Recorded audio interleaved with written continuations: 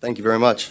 It's a pleasure to be here, present you all the Bullera Epithermal Project. I'll hit it off the bat because I'll forget later. Thank you very much to the teams that have helped us explore this project, in particular the Newmont team, Ava Stevens, Mike Harris, John Greenfield, Craig Miller, Pip, and also those consultants and other team members of Legacy, Doug Menzies, Rod Davies, Greg Morrison, and of course the Legacy team.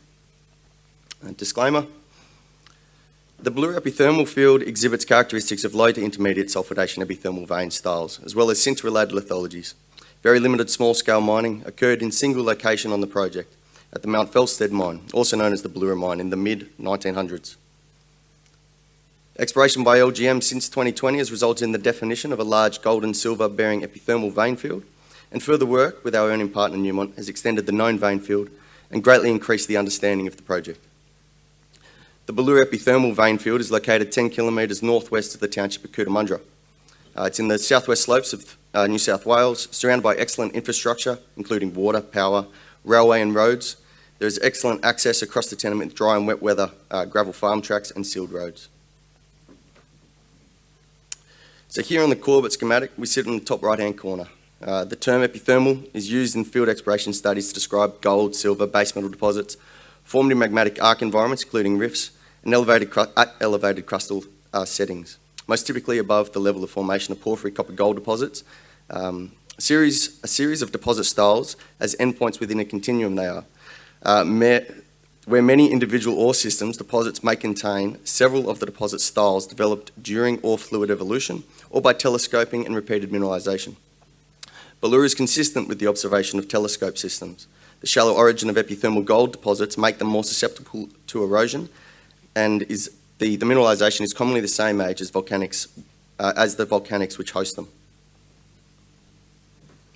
The topography is mostly gently to rolling hills in this area. Land use is commonly for grazing, canola and cereal cropping. Limited rainfall, 550 mils on average, with areas of scattered timber and sparse understory, so good exploration. So I'll run through the exploration history, then we'll get into the geology. The Bullera district has been intermittently explored for over 50 years, with an early focus on VMS exploration. Epithermal recognition commenced in about 1981, followed by a long period of sporadic, intense work programs, usually followed by limited drilling, and then discoveries made elsewhere by those companies, distracting those from the project. Shallow drilling dominated over 50 years, 8 diamond drill holes, 29 RC, and 58 air core holes, with 73% of that drilling, or the deeper drilling, focused at Mount Felsted, so very limited testing. The Mount Felsted mine is the only substantial workings in the region and is located on the southwestern edge of the known Bullera vein field. An estimated 6,000 tonnes was extracted between 1903 and 1957. Exploration holdings sampled the deepest drive, 60 metres long, 0.7 metres wide, averaged 1,000 grams silver, 7.2 grams gold, 22% lead plus zinc, and 2.5% copper. And with the highest silver in face sample, 3,700. Ground geophysics and drilling by multiple companies tested the depth extensions beneath the historical workings, but only to relatively shallow depths. No other significant workings occur in the Bullera field. So exploration by Teck in the 1970s assessed the wider project area for VMS sulfide mineralisation off the back of the Woodlawn discovery. Mapping identified strike-extensive cherts, which were later recognised as epithermal veins, and a large alteration system east of the Mount Felsted mine.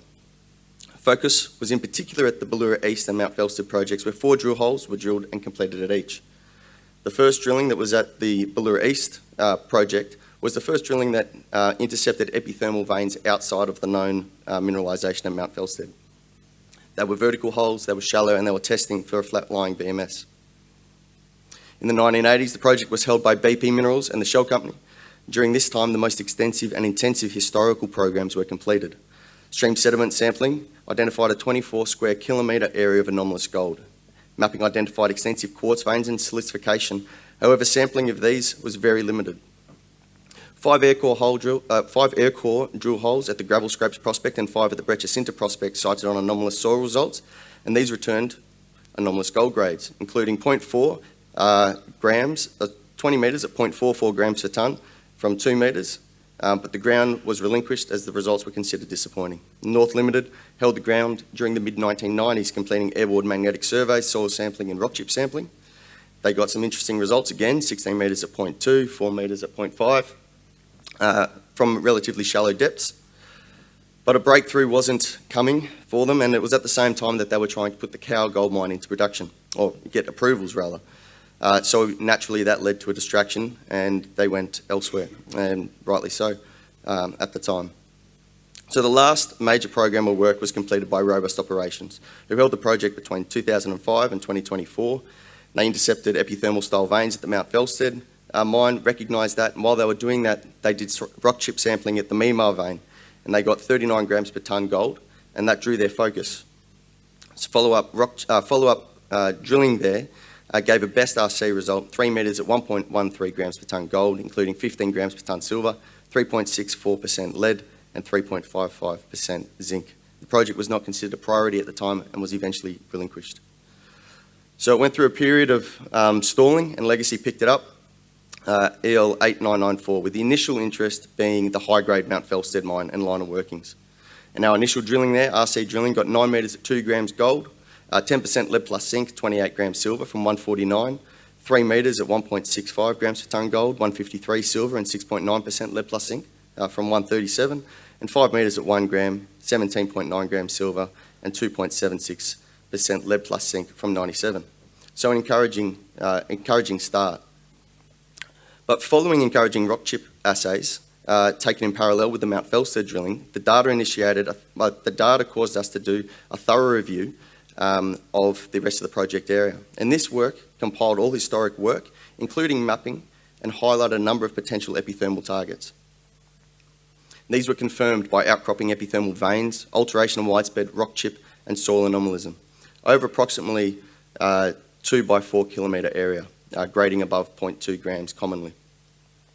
Here are a number of the style of veins and breccia that we see on the project, from phreatic breccias with vein class to classic crustiform coliform, chalcedony quartz adularia, and quartz afterbladed carbonate veins, to interpreted oatmeal type textures in the bottom left, and lastly hypogene hematite with quartz adularia veins and breccia. So with the encouragement from the confirmation of a large gold-silver bearing vein field, and recognition that while previous explorers observed the epithermal system and concluded that the vein field had the potential for concealed bonanza development, historic exploration programs did remain focused on the discrete areas where little systematic assessment of the wider area had occurred. And so Legacy focused on the acquisition of data sets that would provide a much more systematic assessment of the potential of the known vein field and a more comprehensive target ranking criteria. In particular, focus was understanding the level of the system based on quartz textural observations and through understanding geochemical variation between the different veins and within vein trends. The following data sets were acquired by LGM: high density rock chip sampling, grid-based soil sampling, gradient array IP, ground magnetics, dipole-dipole IP, and ASTA data interpretation.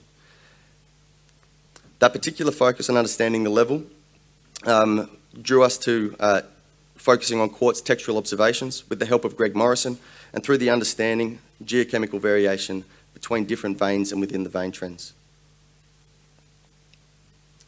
Based on this work, the company completed wide-spaced proof of concept drilling at the newly identified anomalism that was across the Mimal vein trend, and that resulted in some encouraging results. As well as extensions to previously known veins, we identified a new mineralised vein trend.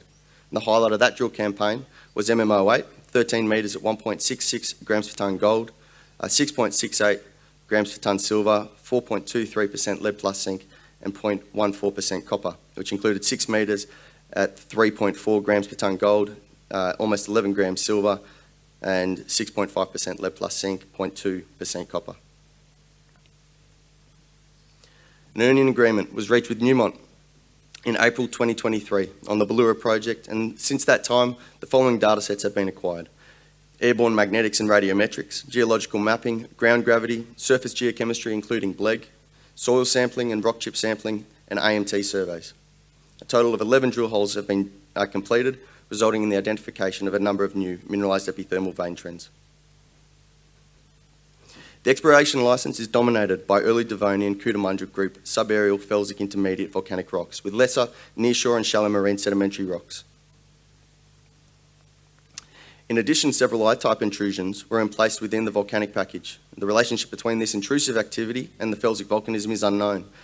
Sulfur isotope data referenced by Downs in 2004 et al. From the Ballura mine suggests the fluids that led to the mineralisation is of magmatic origin and consistent with a volcanic environment where degassing of shallow magmas is occurring beneath active volcanic domes.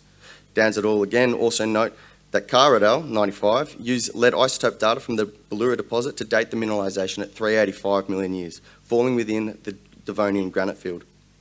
These data support a setting above a slightly reduced magmatic centre, consistent with the New South Wales Devonian granites, where subaerial to shallow marine effusive volcanism occurred. It suggested that the development of the volcanic package has generated the heat required to promote fluid circulation, leading to the hydrothermal alteration and extensive epithermal veins.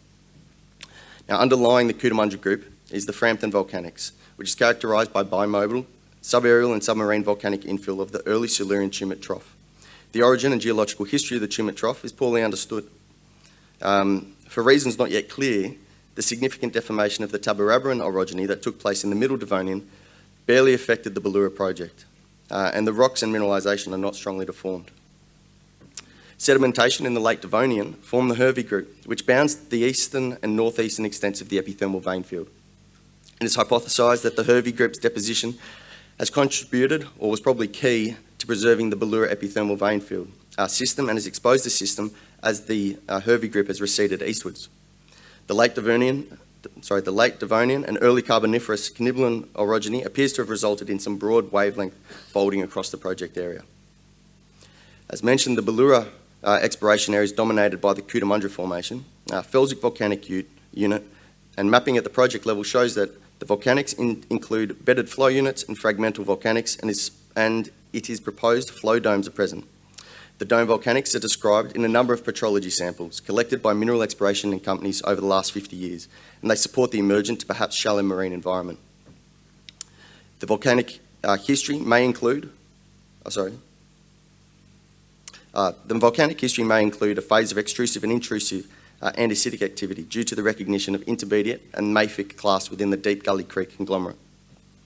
In volcanic systems elsewhere, dome development is typically located along important faults and associated fractures representing planes of weakness.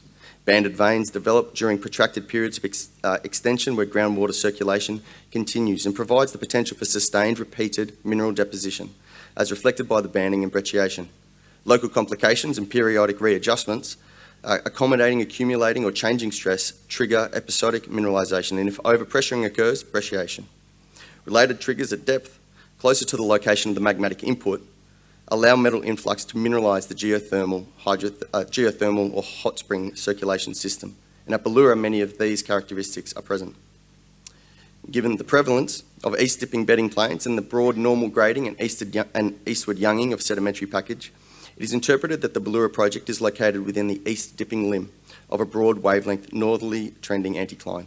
This is supported by the interpretation in Warren et al. 95, and the mapping infers that the older stratigraphy of the Frampton volcanics outcrop within the core of the anticlines, therefore suggesting a regional northerly plunge. The geological fabric of the Ballura area is dominantly north-south, and this is apparent in the arrangement of the mineralisation and is clearly seen in the geophysical data sets. There are 6 broad stratigraphic packages that we've identified, and these are found from younging from east to west, and starting with the youngest is the late Devonian Mandadgery sandstone of the Hervey group. Sandstone here is characterised often by sandstones and conglomerates. Following that, you've got the early Devonian upper dacite, the first of the Caucambala rhyolite. It's approximately 280 metres thick, quartz feldspar-ferric dacite with occasional flow banding. Then we see the Deep Gully Creek conglomerate, approximately 100 metres thick, and of an intermediate character that includes pebble conglomerates, sandstones and siltstones. The conglomerate also occur in lenses and contains rounded fragments of andesite, quartzite, jasper, chert and banded acid tuff, as well as juvenile dacitic clasts that are interpreted to be volcanic bombs into a shallow marine environment. The early Devonian lower dacite, Caucambala again, a similar unit to the second there, approximately 300 metres thick, quartz feldspar-ferric dacite. Below that, we've got a unit that's a volcaniclastic that's got what we are calling mud dikes, and we describe it as a dacite volcaniclastic. There you also get lenses of siltstone, mudstone recognised through that unit. And before you get into the Bethungra and then the Frampton, is the last unit, which is dominantly an ignimbritic unit. Matrix-supported conglomerate sandstone and immature polymitic classed sandstones have also been identified. So, not long after acquiring the project, we did some, working on the project and recognising the potential across the broader area, we did some petrographic analysis. And the key takeaways from that analysis was the recognition of sinter-related lithology across a very large area, 6 kilometres of the project. We weren't sure of the origins of the hematite, and it was shown to be hypogene hematite, so that was confirmed. The Deep Gully Creek conglomerate, we weren't sure if it was a conglomerate or an agglomerate, and it was confirmed as being a conglomerate. And that's got implications for trying to identify the major basin-forming faults in this area. We got confirmation of boiling textures, and then the identification of some key minerals, including iron pore sphalerite, acanthite, electrum, specular hematite, and then gold. The age of the epithermal system is interpreted to be synchronous with the development of the Caucambala volcanic system. The coliform veins display low-temperature quartz textures, and widespread sinter-related material has been recognised in petrology. It is therefore reasonable to assume that limited erosion of the epithermal system, and there has been, limited erosion of the epithermal system and a high preservation potential. The descriptions from the petrographic examinations include the suggestions of flow banding, quartz recrystallisation from earlier chalcedony, and recognition of ground mass textures suggestive of high-level emplacement. The Ballura vein field is located within an extensional environment dominated by north-south trending faults with north-east crossover faults. It is thought extension of the Cootamundra fault in the east resulted in the formation of a graben that was infilled with the Cootamundra volcanics and eventually overlain by the Hervey group. Veins do not extend into the Hervey group, and the veining to date has been mapped in the eastern portion of the Caucambala volcanics, immediately adjacent to the mid-late Devonian Hervey group, but we don't see them extending beyond that towards the Jindalee group or the major Cootamundra fault. Dilational locations appear to be due to three major characteristics: intersections of steeply west-dipping north-south and north-east faults, normal fault movement, and phreatic breccias, providing enhanced environments for hydrothermal fluid flow.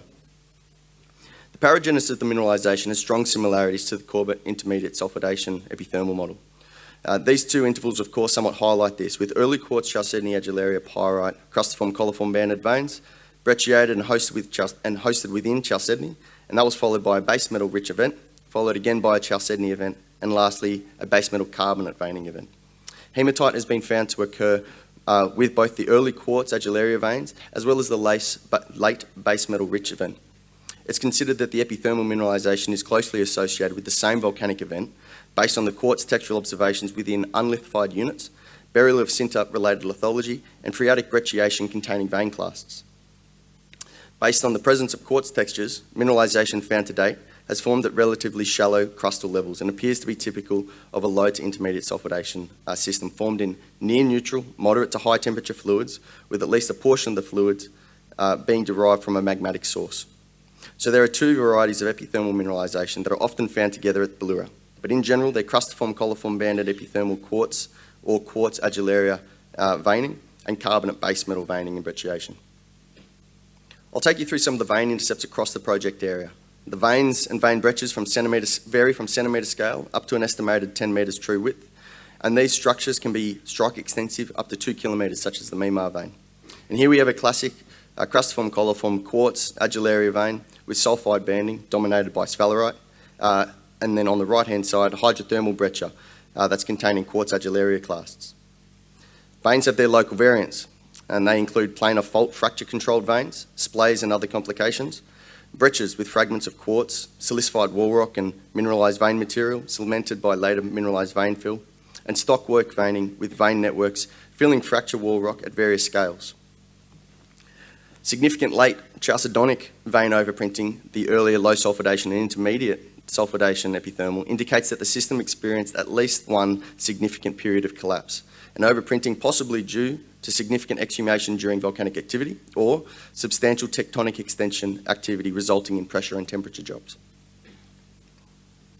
Here we have a classic crustiform coliform banded vein and cockade breccia, fibrous and plumose textures, sulfide banding across fine sulfides across the vein class and within the veins, and a hydrothermal breccia with late galena and hematite fracture fill. The veins are dominated by crustiform coliform with moss and fibrous adularia here. The moss and the fibrous are locally recrystallised and are locally recrystallised chalcedony, and you can see some delicate fine sulfide bands. This vein has no crystalline quartz. You can see that there's no hematite, no base metal mineralisation. The observations in this particular hole, BX2, are consistent with a hot spring style of deposit. However, the lack of precious metal mineralisation in these two vein sets indicate a potential distal setting, a potential distance setting to the dominant mineralising event, but within the domal heat-generating hot spring environment. So the takeaways are these intercepts I've shown you are kilometres from one another, emphasising the size of the system. And this project really is still at the beginning of its journey. Here we have an early chalcedony, adularia and possible seladenite, overprinted by galena, hematite, chalcedony and base metal vein. MM4 on the left-hand side there, 9 metres at 0.16 grams per tonne gold, 1.7% lead plus zinc, 5 grams silver from 79 metres. To the right of that, 2.9 metres at 0.33 grams per tonne gold, 0.6% lead plus zinc from 31 metres. You get classic cockade quartz adularia breccias and chalcedony with low iron sphalerite galena banded vein with chlorite carbonate and hematite. On the far left, you've got MMO1, 2.5 metres at 0.6 grams per tonne gold, and MM2 on the right hand side, 3.8 metres at 1 gram gold, 4.1% lead plus zinc, and 6.6 grams per tonne silver. Here we have a quartz adularia amethyst vein on the far left, and in that same drill hole, a few metres down, you've got this hematite chlorite chalcedony vein and sphalerite galena supported breccia. Within that breccia, you've got vein clasts, and it appears that there's 5 or 6 different mineralising events. This drill hole went 13 metres at 1.7 grams per tonne gold, 4.23% lead plus zinc, 6.7 grams per tonne silver, and 0.14% copper from 57 metres. It included a higher grade interval of 6 metres at 3.6 grams per tonne gold, 6.5% lead plus zinc, and 11 grams silver. So what do these veins look like in the soil geochemistry? Well, we see a number of the veins highlighted in the soils by the following general element pathfinder groups, so antimony, arsenic, and mercury. We also see strong lead and zinc. We also get bismuth, moly, and tungsten. Soil results show the potential for intrusion-related type mineralisation. Known pathfinder element associations with gold, silver, arsenic, antimony, copper, zinc, lead, bismuth, and tellurium, as well moly and tungsten. And these targets are yet to be tested, and given the bonanza grades at the Mount Felsted mine, which is a strong bismuth affinity, intrusion-related or intermediate sulfidation state, so these present some exciting targets. This is just a shot to show what we've got left to unpack. The soil maps are antimony heat maps. On the left, you've got rock chips greater than 0.2 grams per tonne gold. And on the right-hand side, I've circled the areas that still remain to be untested. The main observed alteration characteristics are the distal chloride alteration, typically patchy or selective in alteration, moving through to hematite alteration, which may or may not be near where the fault is. And then finally, when we get closer to the veining, you can see sericite alteration, sericite illite alteration, as well as sometimes silica alteration of the wall rock. So at present, we've recognised shallowy easterly dipping host sequence of the felsic intermediate volcanics and volcanic clastics, with rare sedimentary sequences intruded by near vertical rhyolite domes, positioned in a back arc extensional volcanic setting. Alteration of the host sequence is extensive chloride alteration with sericite silica alteration, proximal to veins and potential hematite alteration, with meteoric fluids being present. Pathfinder characteristics indicate at least 2 vein styles. There's crustiform coliform banded veins and the carbonate base metal veins. And lead isotope indicates 385.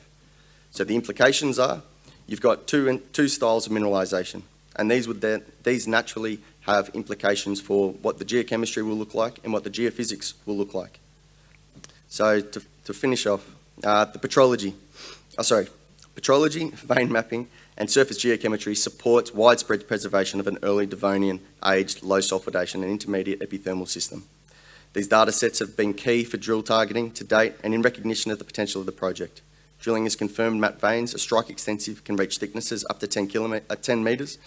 High grades of gold, silver and base metals in drilling, rock sampling and historic mining support the potential for high-grade deposits, and the Ballura vein field is of a similar scale to other multi-million ounce fields found globally where persistent drilling has delivered major discoveries. Thank you.